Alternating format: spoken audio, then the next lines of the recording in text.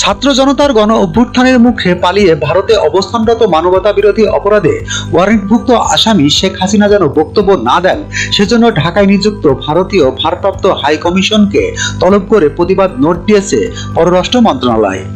হাসিনাকে থামাতে দিল্লির প্রতি অনুরোধ জানিয়েছে ঢাকা। বৃহস্পতিবার সাংবাদিকদের সঙ্গে মত বিনিময়কালে অন্তর্বর্তী সরকারের পররাষ্ট্র উপদেষ্টা মোহাম্মদ তৌহিদ হোসেন এ তথ্য জানিয়েছেন।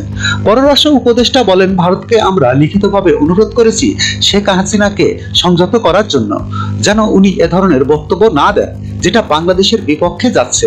আমরা এটার কোনো জবাব এখনো পাইনি। তিনি বলেন, গত কয়েকদিনের কার্যকলাপের কারণে আজ আরেকবার তাদের প্রতিবাদ নোট দিয়েছি। ভারপ্রাপ্ত রাষ্ট্রদূতকে ডেকে প্রতিবাদ নোটটি দিয়েছি এবং আমরা আবারও অনুরোধ করছি যেন তাকে থামানো হয়, কারণ তার যে বক্তব্য প্রধানত মিথ্যা।